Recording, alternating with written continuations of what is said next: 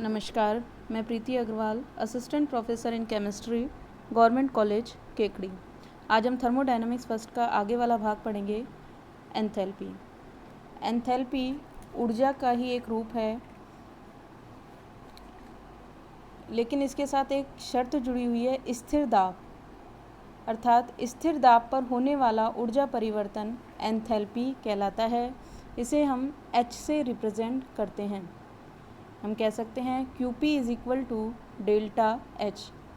किसी तंत्र की एंथैल्पी उसमें निहित कुल ऊर्जा है जो इंटरनल एनर्जी तथा प्रेशर वॉल्यूम एनर्जी के योग के बराबर होती है, अर्थात H is equal to E plus PV। यदि हम सिस्टम की दो अवस्थाओं में परिवर्तन देखें तो हम कह सकते हैं delta H is equal to delta E plus P delta V। यहाँ डेल्टा H एंथैल्पी में परिवर्तन है, डेल्टा E आंतरिक ऊर्जा में परिवर्तन है, P दाब तथा डेल्टा V आयतन में परिवर्तन। किसी भी तंत्र के लिए E के समान H के वास्तविक मान ज्ञात नहीं किए जा सकते, लेकिन एंथैल्पी परिवर्तन का मान सरलता से ज्ञात किया जा सकता है। एंथैल्पी भी एक स्टेट फंक्शन प्रॉपर्टी है, अर्थात यह सिस्टम की इनिशियल और फाइनल स्टेट पर डिपेंड करती है, उसके पाथ पर नहीं। नेक्स्ट हम देखें हीट कैपेसिटी, ऊष्माधारिता।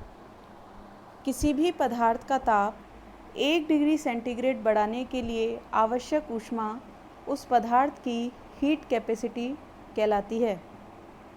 हम कह सकते हैं चूँकि यह टेम्परेचर पर डिपेंड करती है, अतः डिफरेंट टेम्परेचर पर इसकी वैल्यूज़ भी डिफरेंट होंगी। हीट कैपेसिटी को C से रिप्रेजेंट किया जाता है। तो यदि सिस्टम को Q ऊष्मा दी गई है तो उसका ताप T1 से T2 हो जाता है, अर्थात हम कह सकते हैं C is equal to Q upon में T2 माइनस T1। चूँकि ऊष्माधारिता ताप के साथ परिवर्तित होती है, अतः ऊष्माधारिता का भी यदि यथार्थ मान ज्ञात करना है तो T2 तथा T1 का अंतर dt अनंत सूक्ष्म होना चाहिए। और यदि C यथार्थ ऊष्माधारिता है तो हम इसको अवकल समीकरण द्वारा भी एक्सप्रेस कर सकते हैं, C is equal to dQ upon में dt। गैसों की ऊष्माधारिता के दो मान हो सकते हैं, पहला स्थिर आयतन पर ऊष्माधारिता और दूसरा स्थिर दाब पर ऊष्माधारिता। स्थिर आयतन पर ऊष्माधारिता को CV से रिप्रेजेंट किया जाता है। चूँकि स्थिर आयतन पर ऊष्मा ली जा रही है तो हम कह सकते हैं CV is equal to QV T2 minus T1। आप जानते हैं कि स्थिर आयतन पर होने वाला ऊर्जा परिवर्तन उसकी आंतरिक ऊर्जा के बराबर होता है, इसलिए हम लिख सकते हैं CV is equal to delta E upon में delta T at constant volume. दूसरा है स्थिर दाब पर ऊष्माधारिता, जिसे हम CP से रिप्रेजेंट करते हैं। यदि कोई सिस्टम कांस्टेंट प्रेशर पर QP ऊष्मा एब्जॉर्ब करता है तो ताप में वृद्धि T1 से T2 होती है, तो हम कांस्टेंट प्रेशर पर हीट कैपेसिटी को निम्न प्रकार लिखते हैं, CP is equal to QP upon में T2 minus T1 eight constant pressure. आप पहले पढ़ चुके हैं कि कांस्टेंट प्रेशर पर होने वाला एनर्जी चेंज एंथैल्पी चेंज के बराबर होता है, अर्थात QP is equal to delta H।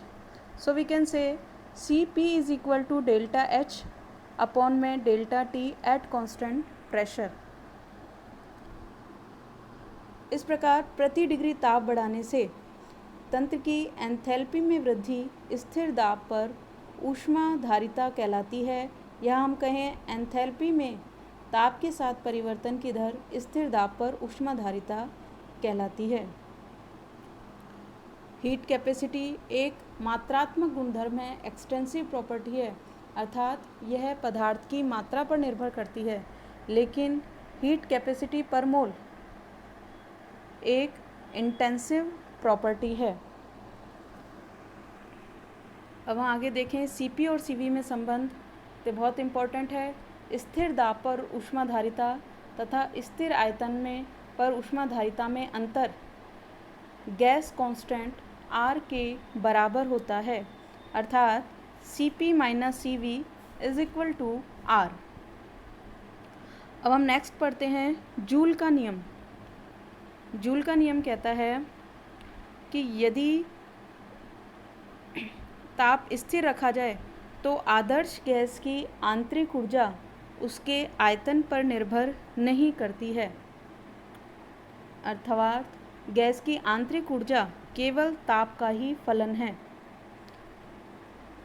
Adarsh gas के लिए डेल ई अपॉन में del V at constant temperature is equal to 0। लेकिन यह नियम केवल आदर्श गैस के लिए है, वास्तविक गैस के लिए नहीं है।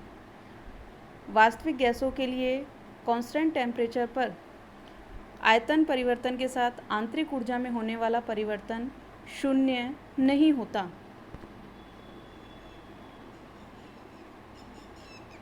कांस्टेंट टेम्परेचर पर वॉल्यूम में चेंज के साथ इंटरनल एनर्जी में होने वाला चेंज इंटरनल प्रेशर, आंतरिक दाब कहलाता है। हम कह सकते हैं कि आदर्श गैस के लिए आंतरिक दाब शून्य होता है। अब हम वास्तविक गैस के लिए इंटरनल प्रेशर को ज्ञात करें तो इसके लिए जूल गुणांक को परिभाषित किया गया है। जूल कोएफिशिएंट को म्यू जे से रिप्रेजेंट करते हैं। Mu J is equal to del T upon में del V at constant E. यहाँ डेल टी ताप में परिवर्तन है, डेल वी आयतन में परिवर्तन, ई आंतरिक ऊर्जा और म्यू जे जूल कोएफिशिएंट है। चूँकि आंतरिक ऊर्जा ताप और आयतन का फलन होती है, इसलिए हम कह सकते हैं डेल ई अपॉन में del V at constant temperature is equal to minus C V mu J. अब हम नेक्स्ट देखते हैं Joule Thomson effect. Joule Thomson ने बताया, यदि हम किसी गैस को सूक्ष्म छिद्र से होकर उच्च दाब से निम्न दाब की ओर प्रवाहित करते हैं रुद्धोष्म अवस्था में, तो गैस के ताप में कमी आती है। इसे ही जूल थॉम्सन प्रभाव या शीतलन प्रभाव कहते हैं। गैस के ताप में आने वाली यह कमी सरंध्र डाट के दोनों ओर दाब में अंतर के समानुपाती होती है, अर्थात डेल्टा टी अपॉन में delta T proportional to delta P. जब गैस को उच्च दाब से निम्न दाब की ओर प्रवाहित किया जाता है तो ताप में कमी क्यों आती है, इसे हम इस प्रकार समझ सकते हैं। चूँकि वास्तविक गैसों में वंडरवाल फोर्स ऑफ अट्रैक्शन पाया जाता है। जब गैस को उच्च दाब से निम्न दाब की ओर प्रवाहित किया जाता है तो गैस के अणुओं की आंतरिक ऊर्जा का कुछ भाग उस आकर्षण बल को कम करने में खर्च हो जाता है, जिसके कारण गैस के अणुओं की गतिज ऊर्जा में कमी आती है। फलस्वरूप गैसों का ताप कम हो जाता है। आइडियल गैस के लिए जूल थॉम्सन इफेक्ट 0 होता है, क्योंकि आइडियल गैस के कंसेप्ट के अकॉर्डिंग गैस के मॉलिक्यूल्स के बीच में वंडरवाल फोर्स ऑफ अट्रैक्शन 0 होता है। अब हम यहाँ देखें जूल थॉम्सन कोएफिशिएंट, तो स्थिर एंथैल्पी पर प्रेशर के साथ टेम्परेचर में चेंज जूल थॉम्सन कोएफिशिएंट कहलाता है। इसे म्यू जे टी से रिप्रेजेंट करते हैं, अर्थात mu J T is equal to del T upon में del P at constant enthalpy. इसे इस तरह भी लिख सकते हैं, mu J T is equal to -1 upon में C P del H upon में del P at constant T. Ideal gases के लिए जूल थॉम्सन कोएफिशिएंट का मान 0 होता है, क्योंकि उनमें van der Waals force of attraction negligible होता है। वास्तविक गैसों के लिए यदि हम जूल थॉम्सन कोफिशिएंट की कैलकुलेशन करें तो हमें प्राप्त होता है mu J T is equal to 1 upon में सी पी 2a अपॉन में आर टी माइनस बी। यहाँ सी पी कॉन्स्टेंट प्रेशर पर हीट कैपेसिटी है, ए और बी वंडरवाल कांस्टेंट है, आर गैस कांस्टेंट तथा टी टेम्परेचर। यदि 2a अपॉन में आर टी की वैल्यू b से ज़्यादा होती है तो म्यू जे टी की वैल्यू पॉजिटिव आती है। इस कंडीशन में गैस कूलिंग इफेक्ट शो करती हैं।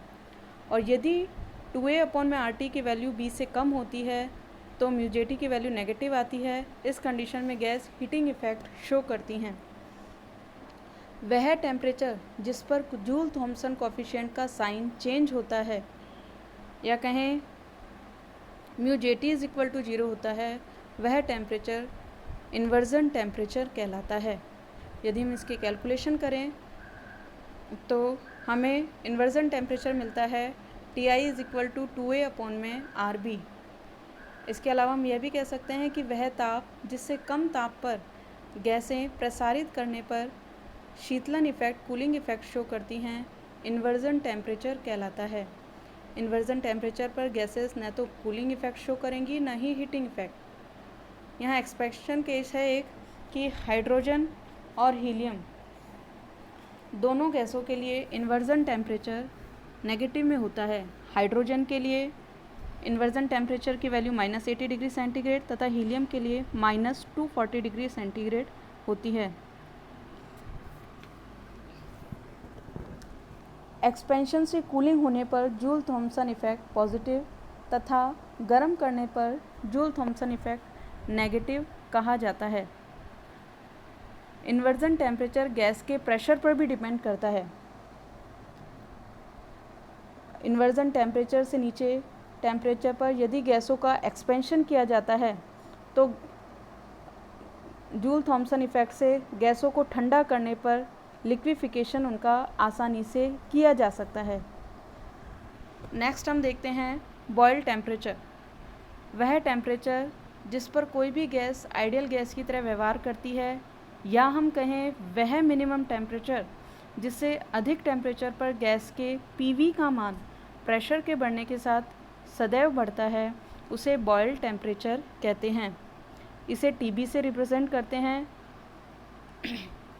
TB Boyle temperature inversion temperature का आधा होता है, अर्थात हम कह सकते हैं TB is equal to T I upon में 2 is equal to A upon में आर बी। धन्यवाद।